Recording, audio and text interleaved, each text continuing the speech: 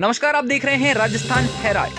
चुनावी साल में सीएम अशोक गहलोत ने राजस्थान में जातिगत जनगणना करवाने की घोषणा की है।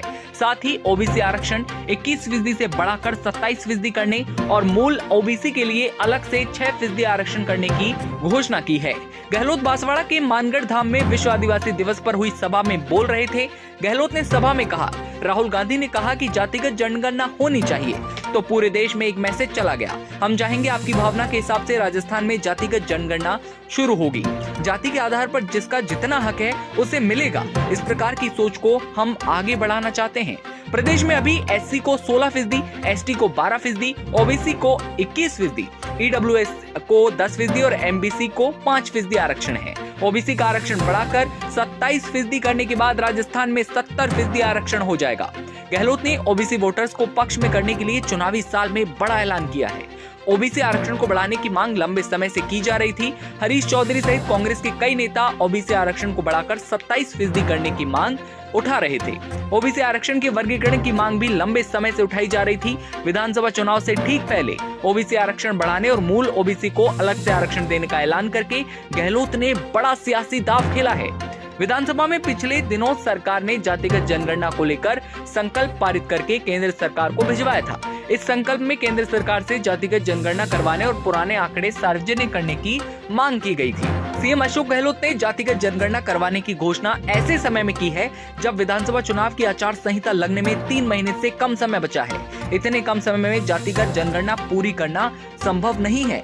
चुनाव की घोषणा होते ही इसके अटकने के आसार हैं। बांसवाड़ा के मानगढ़ धाम में राहुल गांधी की सभा में माहौल कुछ ऐसा था। इस दौरान सीएम अशोक गहलोत ने आरक्षण को लेकर ये बड़ा ऐलान किया।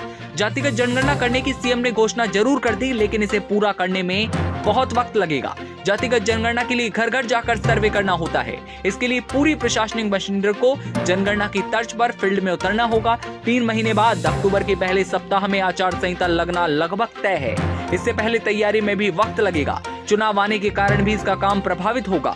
मोटे अनुमान के मुताबिक इस काम के लिए साल भर का वक्त चाहिए। ओबीसी आरक्षण बढ़ाने और 6% आरक्षण मूल ओबीसी की जातियों के लिए अलग से देने की घोषणा के बाद गहलोत ने ट्वीट कर उसे और स्पष्ट किया। गहलोत ने लिखा, वर्तमान में जारी अन्य पिछड़े वर्ग के लिए 21% आरक्षण के साथ 6% अतिरिक्त आरक्षण दिया जाएगा, जो ओबीसी वर्ग की अति पिछड़ी जातियों के लिए रिजर्व होगा। ओबीसी वर्ग में अति पिछड़ी जातियों की पहचान के लिए ओबीसी आयोग सर्वे करेगा और इसकी रिपोर्ट देगा। इससे अति पिछड़ी जातियों को शिक्षा, सरकारी क्षेत्र में सेवा के अधिक मौके मिल सकेंगे।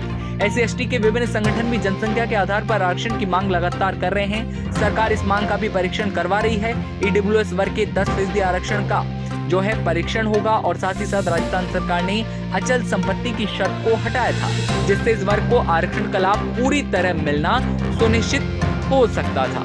राजस्थान में अभी ओबीसी में 82 जातियां हैं। ओबीसी की राज्य सूची में शामिल जातियों में यादव, बड़वा, राव, बागरिया, बंजारा, जांगेड़, सुथार, भड़बूजा, छिपा, नामा, रंगरेज, देशांतरी, दमामी, राण, रामड़ा, राजपूत, दर्जी, थाकड़, कहार, कीर, मल्लाह, निषाद, गडरिया इत्यादि जो है पूरी जो जातियां हैं, इसके अंदर 82 जातियां जो है राजस्थान में अभी ओबीसी में आती हैं। तो इसको लेकर अब जो है एक नया कानून जो है वो लेकर गहलोत ने जो है बयान दिया है। अब देखने वाली बात होगी इस पर क्या होता है। राजस्थान में अब आरक्षण जो बढ़ने की मांग हुई है और उस पर अशोक गहलोत का जो बयान आया है वो अपने आप में लोगों के लिए खुशी की बात है, लेकिन होगा क्या ये देखने वाली बात होगी। तमाम खबरों के लिए आप बने रहिए राजस्थान हेराल्ड के साथ। नमस्कार।